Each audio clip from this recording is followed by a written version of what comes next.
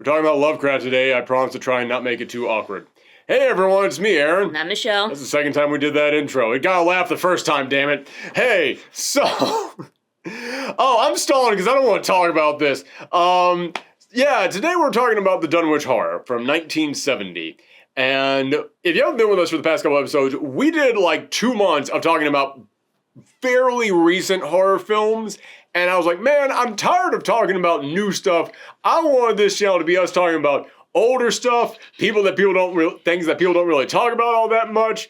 Let's just go and find weird things to talk about. So we've done Rawhead Rex. What was that last one that we did? The Devil's Reign. Devil's Reign, yeah. And then we hopped on Amazon. Yes, just like Peach hopped on the couch. Yeah. And so if you heard something huffing and puffing out down below, that was it. So we hopped on Amazon, and here's the thing. If you watch a bunch of weird older horror films, your recommendations get weird. The algorithm. Yes. Oh, the algorithm must be fed. So, we hopped on there, and it just recommended out of nowhere the Dunwich Horror, which I knew this was a Lovecraft story. I didn't know it had been turned into a movie. So I was like, all right, yeah, let's check it out. We're looking for weirder, older stuff we haven't heard of. Man, this is weird stuff. I should point out right now, I am familiar with the story of Dunwich Horror. I haven't read. In fact, even though I am a big horror guy, I have not read any Lovecraft. And we want to keep it that way. And I will admit, here's the thing. The reason why I haven't read Lovecraft isn't because I don't want to give my money to a racist. I don't, but he's dead, so it doesn't matter. Like, that's the one time in which it's okay to, like, buy stuff from problematic people is when they're dead. And it's like, oh, they're not making any money off this, fucking. However, I have been told by people, if you go into Lovecraft stories not knowing anything about him, yeah, it's pretty much fine. You'll see some awkward stuff in there, but it's mostly fine. If you do know about Lovecraft, you can't avoid it. It's very obvious and all over the place. And we should point out, and I'm pointing this out specifically for this story, Lovecraft wasn't just racist. He was prejudiced against anyone who wasn't him and his immediate family. He was one of those, like, purebred Englishmen who, oh yes, I'm of fine breeding. Everyone else isn't, and meanwhile his house is, like, falling apart because nobody in his house is making any money. They're just sitting around being dicks all day to everybody else. He got married to someone else and just lived off her income for a while. And she had him move to Brooklyn. And then he was like, I'm getting the fuck out of here because there's a whole bunch of other not me's around right now. Yeah, he was an absolute piece of shit. And, like, a lot of people go, well, it was the 1920s. It was the time. And he was really bad even for then. Like... Even for the 1920s, everybody else was like, dude, you gotta go. Yeah, he was an asshole. Yeah, racist, prejudiced, sexist. Like, and in a weird way, that is one of the reasons why he was able to create such fascinating horror. Because when you're afraid of everything, anything can be horror. He turns the air itself into a horror. Like, an example someone gave is that The Colors Out of Space is about a color that you've never ever seen. All of us are like, yeah, dude, the fucking, like, the radar to gamma, like, all that stuff. Like, we know the scale in there, like, visible light. And he was like, oh my god, there's things that I can't see. What could it be? Oh, God forbid he discovers the mantis shrimp. Oh, I don't know this. Oh, they see more colors than people do. Interesting. Okay. But yeah, like, it's because he was paranoid of fucking everything that he was able to come up with such imaginative ideas. However, it does not change the fact that he was a massive fucking racist. So yeah, we got that all the way right now, but I did want to make it clear right now, he wasn't just a racist. He was prejudiced against everybody that wasn't of his purebred, sophisticated, Ivy League upbringing, because that is what this particular horror is. The Dunwich Horror is about these folks who live out in the middle of nowhere. The person's name is Wilbur Whately, who in this film is played by Dean Stockwell, and I have never seen Dean Stockwell this young. I grew up on Quantum Leap, so I know what Dean Stockwell looks like. I'd never seen him this young, and I did not know that was him until afterwards when we were looking up the IMDb. Yeah, it was jarring. But it stars this guy, Wilbur Whately, who he lives out in the middle of nowhere. And there's a college If it's Lovecraft, you can probably guess where that college is. But this college, a professor, Dr. Henry Armitage, has been showing off the Necronomicon. And Wilbur goes up there and starts asking if he can possibly borrow the Necronomicon. And he's like, no, I'm sorry, you can't take that with you. And so Wilbur goes out with Dr. Armitage and his 2 assistants and just has dinner with them one night. And he is able to convince one of the young ladies to drive him back home. He misses the bus, so he needs her to drive him back home. And then as soon as he gets back to his big house in the middle of nowhere, he sabotages the car, so she's stuck there. And the only one living there in the house with him is his grandfather. And the grandfather is walking around with a big stick that's got like a mystical symbol on at all times. And we should also point out that this film opens up with a birth scene. And there's like 2 ominous ladies just staying in the corner during the birth scene. There's like a guy in a robe and a hood. I might be mixing up the beginning with a scene later on in the film, but yeah, it's... No, I remember that was definitely in the beginning, okay. But they also like recap it later on. Yeah, so. Okay. I couldn't remember, it was like, did they show the guy in the hood during the opening, or was that later? But yeah, it opens up with a way that's like, okay, this is clearly tied to Wilbur, something's up. Because here's the thing, even if Wilbur didn't sabotage the lady's car, you would know something was up with Wilbur, because oh my god, this guy has no chill. This guy comes off as disturbing immediately. Like, you talk to him and something is up. How is it that I described it while we were watching? It's almost like if Napoleon Dynamite got into Satanism. Like, that's how he comes off. Just constantly, there is something off about this guy. Like, he does not emote. His voice never changes. Everything he says sounds incredibly ominous. Yeah, he is just giving off warning signs everywhere. And this lady is trying to be nice. He invites her in for some tea. And she's like, no, I've got to go. It's like, oh, well, won't that be too long of a drive? You should have some tea beforehand. It's like, all right, fine, I'll get some tea to this motherfucker. And that's why he sabotages the car, so she's stuck there. And yeah, she is now stuck out there for a while. He doesn't have a phone, so she can't call anybody. Like, she was there for, like, the weekend or something like that, so. And then we come back to Henry Armitage and his other assistant, and they're like, yeah, she's kind of been gone for a while. And as the film goes on, they begin to investigate, and they start hearing all these crazy backstories about the Whately house. And also, while she's there in the house, Wilbur and his grandfather keep making reference to something in a room upstairs. And this film does not know how to edit that. This film tries to make it feel like, yes, there's something odd up there. But when they talk about it is a real quick cut to the door, but it's so quick, you're like, I'm sorry, what, did I just see something? And then it like just goes constantly back and forth as they're talking. It's like, oh my god, you're about to give me a seizure. Stop that. Stop doing that. So yeah, you get the feeling there's something going on in that house. Yeah, there's something kind of mystical, something supernatural happening. But Wilbur and this girl start to kind of develop a relationship, and by that I mean he's drugging her. And yeah, it's very clear whatever feeling she's starting to get of being comfortable around this guy aren't naturally there. But he's like showing her like a big, oh god, what was it? Like a big, like, it's like a sacrifice tablet up there. A table. Like yeah, it's like a big, like, stone thing. Big stone table, and it's like surrounded by pillars. There's a word I'm looking for. Altar. It's a big altar. That's the word I'm looking for. And yeah, so there is just everything is wrong about this thing. But he goes and investigates, and they start asking, like, the doctor who delivered the Whateleys, which I don't fully remember this from the movie, but I know in the book, Wilbur's only like 10 years old, but he's aging incredibly fast. But I don't remember whether or not they stated that. I don't remember them saying that and stating it in the movie. Yeah, I don't think they bring that up in this one. I repeat, in this one. Stay tuned. So they start investigating and find, okay, there's something going on, something wrong here. Then Wilbur's grandfather dies.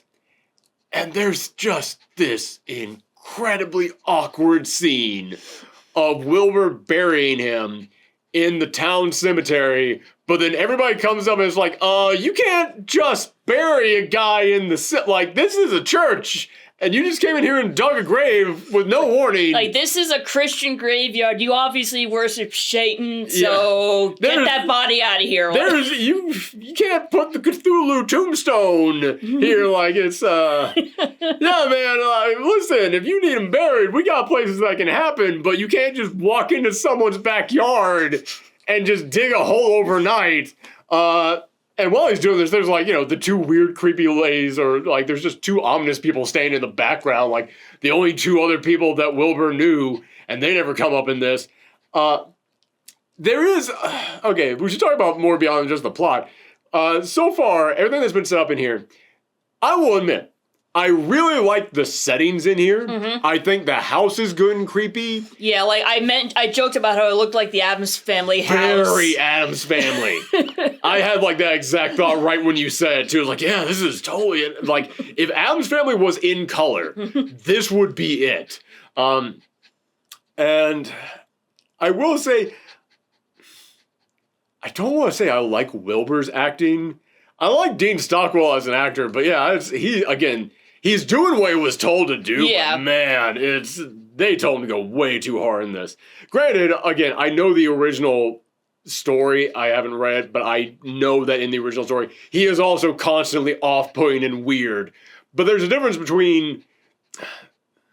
In the original story, I don't think he's supposed to be the protagonist, whereas in this, we're following him for the majority of the story. I'm just like, all right, man, this... There's a difference between, I think something might be up with this guy, and be normal! Oh my god! Yeah, that's kind of what this film is. And from there, like, they start investigating this, and I do honestly wonder, if I didn't know that this was Lovecraft, what would my mind have gone to? Because if it's Lovecraft, it's like, yeah, okay, they're bringing back old gods. It's old gods, it's always the old gods. They're bringing back the old gods in here, he's trying to worship them, doing something in here. Yeah, I'm honestly wondering what I would have probably thought was in the attic if I didn't know that was Lovecraft. I'm also now suddenly wondering if this might have been an influence on that Simpsons episode where Bart had the twin brother that was in the attic. I think that was actually based on another horror film. Maybe. But it's a very common trope. It is, yeah, it is. There actually were a decent number of horror things, especially from the 70s. A lot of them came from that time period, which we should point out, this was made in 1970 proper. Like, this is 70 period. And I'm pointing that out because, man, this feels like the 60s. This has a very 60s vibe to it. It's like just coming off the 60s and like into the 70s. I mean, they would have been filming in 69 or 68. Yeah, so, that's true. That makes sense. But yeah, Dean Stockwell's afro and facial hair in here, it's not helping the Napoleon Dynamite comparisons. So yeah, this film, it's odd because I can't pinpoint anything in here that I thought was good outside of the settings, but it's not really like bad. It's entertaining, that's for sure. You know what? It kept us going. Yes. That's the thing. I never at any point felt like, God, how much longer is this going to go on? I never checked the time on this. And even though there's not a ton happening in this film, it is a lot of Dean Stockwell ominously not explaining his backstory and us knowing that's not your real backstory, dude. So yeah, but despite that being a large chunk of this film, I did keep watching it. Granted, I keep watching everything that we watch, and that got really tested recently. But no, if we didn't have to watch that for this show, and it just like came on TV, and I started watching it, I would have continued watching it. I do think that overall this is fine. I think that the story moves.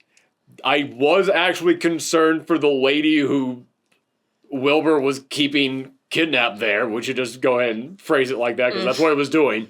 I was intrigued by the professor trying to get more information on this. And I do think that the professor, he's a good old-timey actor. Like, he definitely felt like a scientist from one of those old-timey, like, horror films who just had, like, all the information. Back when, like, I think we mentioned, I don't remember what film we were talking about from last Halloween when I said this. It was Creature from the Black Lagoon. And when I said, man, I kind of miss when a big theme of horror films was science is awesome and the scientist will save us. That kind of felt good. And the professor in here kind of gives off that vibe. I will say his other assistant doesn't really do squat. Yeah. She doesn't really do anything. And she's just there to like worry about like her friend getting kidnapped, and she's the one there to really like move the plot along because somebody had to realize, hey, I haven't seen my friend in a while.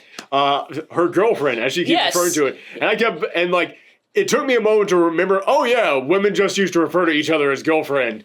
There was a moment in which I was like, wow, this movie's really progressive. 1970, wow, man. Well, you never know. You never know. Yeah. But yeah, she's also there to like get like the one bit of gossip on Wilbur that really like kicks this into high gear and be like, all right, you just went up an even further notch on the you gotta go meter. But yeah, they start learning a little bit more about it. And then eventually we do see what was in the attic. And I will say this. The budget on this film is not good. You don't see it a lot. But for 1970, I looked at that and I was like, you know what? You tried. I gotta give you some points. Also, isn't the whole point of like Lovecraft's like monsters like they are like indescribable? Yeah. Yeah, it's the horror of the unknown. It is a lot of the things in Lovecraft would not get described fully. It would be very vague because they want you to like, it's so horrifying you can't figure it out. And yeah, aside from like one shot at the end, you do not really see this thing. In fact, you even made a joke about how the Necronomicon is the book in here. And like when it popped up, we both went, that's not what the Necronomicon looks like. And yeah, you made a joke later on that Sam Raimi probably stole a lot from this film. Because there is a sequence in which the thing that was in the act, we see its point of view as it is like going through the woods. And I was like, oh shit, this is a story about the Necronomicon and the big evil force that we cannot see. We're getting its point of view. Just, it was like, oh damn, huh.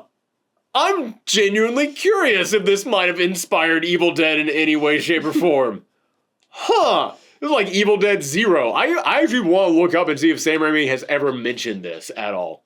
But I will say, the film has bad editing. It just has bad editing.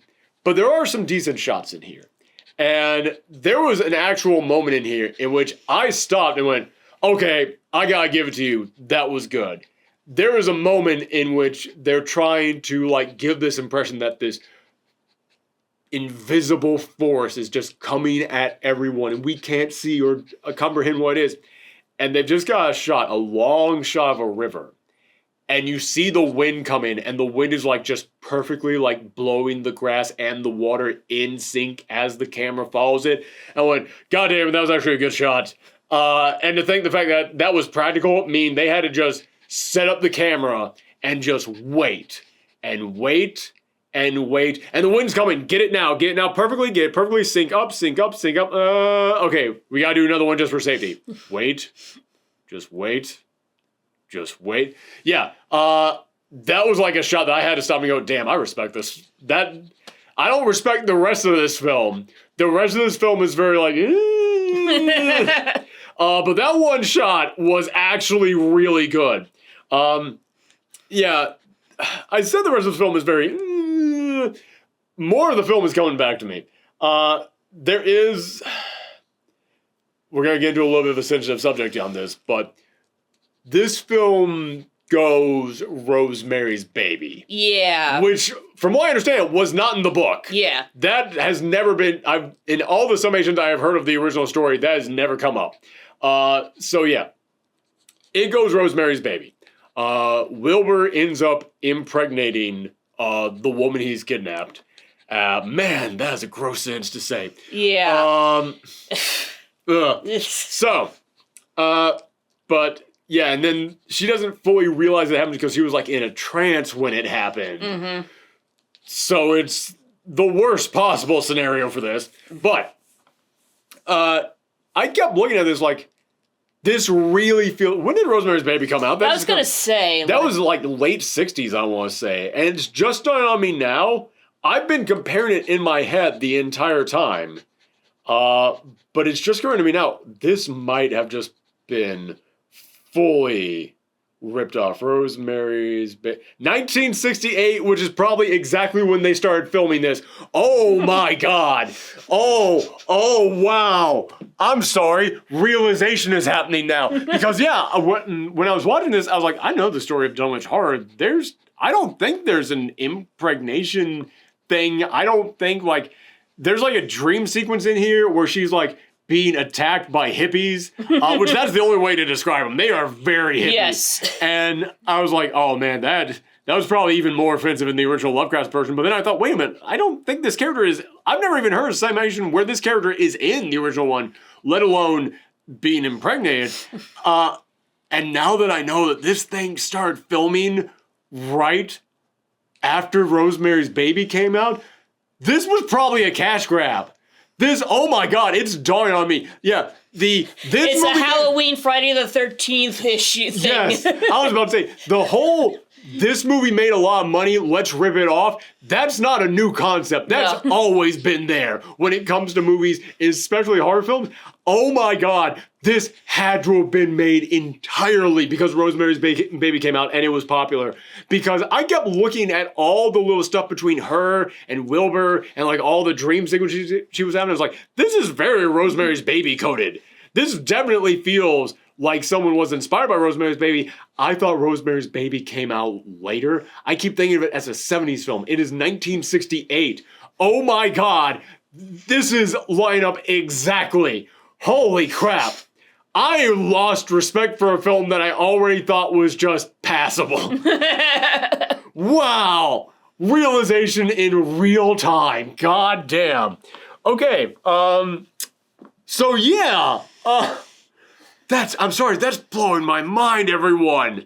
Realizing that this movie just flat out, like, because yeah, like I said, I know the story of Dunwich Horror, and I'm like, man, a lot of these characters, I've never heard anyone bring up in a summation of this story, this whole pregnancy thing, I've never heard brought up in this whole thing, and now it's occurring to me, they literally just went, Rosemary's Baby made money, let's rip it off. Oh, wow. I don't know what else to add to that. It explains so much in here, except that the characters in Rosemary's Baby are actually, like, characters.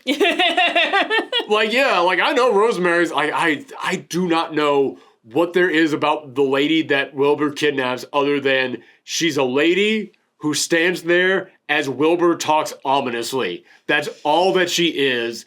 There is like nothing to any of these people. The professor is interesting because his actor actually has like grandiose to him. Like he actually feels too good for this movie. No fucking. What?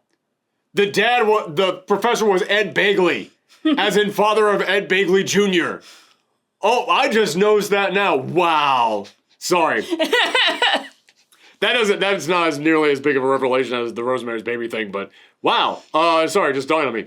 There's so many revelations in this review. I'm on a roller coaster right now, baby. Holy cow. None of which are really changing my opinion that much on this film, other than just things like, oh, I can't even give it points for originality. Fuck this thing. Yeah. The only other thing that I will say is we talked about Wilbur not being that interesting because he's just so ominous. He's also kind of a weenie. Mm-hmm. Like, I kept looking at this guy like, I'm not threatened by you in any way. Like, that's one thing that is another change from the book. And I understand why this was changed from the book. But in the book, because he is part old god, spoiler, I guess we're just going into that now. But yeah, it's Lovecraft, and there's a weird guy in there, and he's got like a sibling who's up in the attic, and you never see him except for like one death scene. And I would say that death scene, actually not bad. I'll give it some points. That death scene actually, like, it's a bunch of rubber snakes, but you know what? For what you had, pretty decent, we can't see the horrors kind of death scene. But in the books, Wilbur is like 10 feet tall. Here, he's just a dude with a porn stash and afro. it raised several questions about where this guy was getting his hair done. Because that afro was not natural. That was a 1970s afro right there. That's a otherworldly afro. That's Yoxagos afro right there. You just see Yoxagos. Oh my god. Okay, alright, we're going full spoilers. Fuck it. I'm sorry. We're going full spoilers now. Normally we give our score and then we go into spoilers. Fuck it. At the end of this thing, the thing that's in the egg, it's Wilbur's twin brother who just took after his father. And yeah, he was just like a floating head with snakes around him. But you see that head at the end of this? It also has an afro. Oh my god. Yog-Sothoth has an afro. I need that in the lore. Somebody update the Lovecraft wiki on that. Holy cow. I'm sorry, it's just dawned on me. It's like, oh my god, they both did have the same hair. So yeah, he's trying to like use the Necronomicon to open a portal for the old gods to come through. It's Lovecraft, you know what they're trying to do. But yeah, they set up like a posse to go down and like hunt this guy down. They start getting knocked down in the woods by the thing that we cannot see. That's his brother that's chasing them down. And it's fine. Again, it's fine. It's just, it is a very okay film, but man, Wilbur is not intimidating enough. And the thing that really pushes that home is there is a moment in which he breaks into the college, into the library, to steal the Necronomicon. And he gets into a fight with a security guard, and both of us were like, we are not believing this at all. Nobody is believing, that he stands a chance against the security guard. And like the security guard is like even that buff. He's just a dude. He's just a regular guy, but like Wilbur is like such like you said, a weenie. So face the fury of Yog-Sothoth. Oh, my hair. I'll give you a wedgie. Oh, it turns out that the old gods are just big nerds this whole time. That's why they're the old gods. All the new gods took them out. Shoved them in their god lockers. Just Thor as a jock, just shoving Cthulhu in the locker. Hello, they closed on my tentacle. Hello, can someone open it, please? Oh my god. So, yeah, there's a fight scene between them, and it's the most awkward fight scene you've ever seen. There isn't even any, like, music or sound effects other than, like, the punching noises. And it's not even always there with the punching, so there's a lot of just... Like, there isn't even any grunting or anything. No! There's no, like, human sounds in that scene. And it's like, okay, first off, you need music in this scene, otherwise it's awkward. Like, a real fight in real life is very uncomfortable to watch. It's never cool to watch that in real life because there's no music behind it. Unless, of course, it's like, professional fighting, like boxing and whatnot, but we're not talking about that. We're talking about, like, two guys just start beating the crap out of each other. The only time in which I've ever seen, like, a fight scene in a movie that had no music that I thought was cool was in They Live, because it goes on for so freaking long, and also it is well choreographed. Yeah. This is two guys tussling with no music, no grunts or anything, so it doesn't even sound real. Like, it looks like we are watching an unfinished piece of film. And yeah, like, there's a couple of hit sound effects, but sometimes they even miss those. Yeah. Yeah, it's literally just like guys being like, ugh.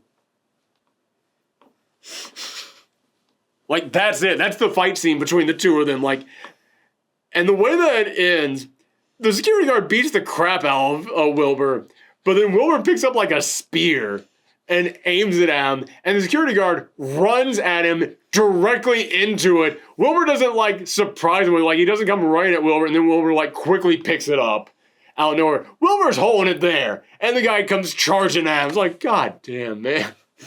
There had to be an easier way to punch out early for your shift. God. Oh, it's pathetic. It's not murder. He ran into my spear. Yeah, I was gonna say that one. You can't even charge Wilbur on that one. Yeah. So I guess we're not going into the spoiler section on this one because we kind of talked about it all. I'm torn between C- and D+ on this one. Yeah. What grade did we give Friday the 13th? Oh, I didn't like that one. Yeah, definitely not. I think I gave that one a D. If memory serves me correct. Yeah. I might have given it D+, but I feel like this one, like, is very much like Friday the 13th, where it's like just a cheap cash grab and everything, but like at least it feels like more entertaining. It's definitely more entertaining than Friday the 13th. So like maybe instead of like a D, it's a D plus. I'll give it a D plus. I'll be real with you. There's a reason why I don't want to give it a D plus, and it's because there is something else that I am directly comparing it to that makes this look so much better by comparison. Literally, the score for this thing rose as we were watching the next film we're going to talk about. I'll go C minus. I'm going to give it a C minus. Yes. If you had asked me right after I had watched it, I'd go D plus. But time has healed this wound a little bit. That, and also a much larger wound on the other side of my body. So I'm going to give it a C minus.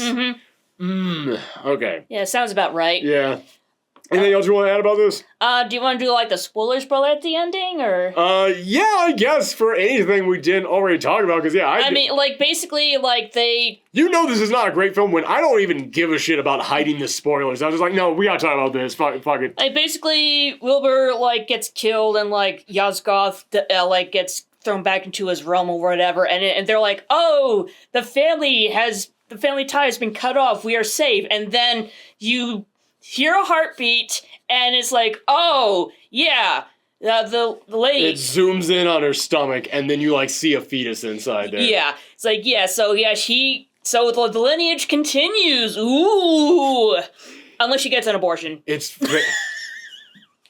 1970, I don't know how available that would have been. I don't know, I mean, they brought it up in Rosemary's Baby, so... That's true! That was even earlier. Thinking they were in New York, and that was available in New York, I don't even know. I don't know. We're getting all about, like, listen, that's a whole other topic. But yeah, that's the thing. We both knew exactly where this was going. And they stopped to spell this out. Like, this is kind of like the end of Psycho, when they just stop and go, Norman's brain has been completely overtaken by the mother. You see, the mother, and it goes on and on, and I was like, okay, dude, we understand. Okay, we get it. 1950s audiences were not that dumb. But, yeah, this is one which they specifically said, don't worry, the family line has been cut off. Family.